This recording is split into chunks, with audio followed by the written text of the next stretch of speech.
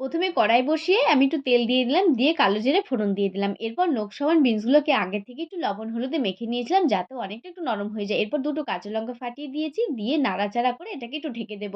কি বানাচ্ছি বলো তো? বানাচ্ছি বিনস পোস্ত। আর হ্যাঁ, প্রিয়ার হেসেলে জানাই সব্বাইকে স্বাগত আর সব্বাইকে জানাই রাধে, রাধে। এরপর ঢাকা তুলে আবার একটু নাড়াচাড়া করে নেব। যখন প্রায় একটু লাল, লাল হয়ে আসবে তখন এখানে আমি দিয়ে দেব তিল, পোস্ত, কাজু বাটা।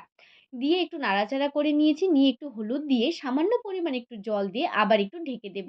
ঢাকা তুলে এবার বেশ একটু আঁচটা আমি বাড়িয়েই রেখেছিলাম। মোটামুটি মিডিয়াম রাখবে তোমরা।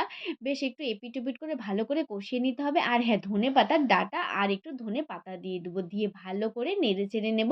মোটামুটি যখন প্রায় একটু মাখা, মাখা হয়ে আসবে, একটু লাস্টে তোমরা চিনি দিয়ে দিতে পারো। এটা অপশনাল, তোমরা দিতে পারো, নাও দিতে পারো। যখন মাখা, মাখা হয়ে আসবে নামিয়ে নিলেই তৈরি হয়ে যাবে বিনস পোস্ত। ভিডিওটি ভালো লাগলে অবশ্যই একটু লাইক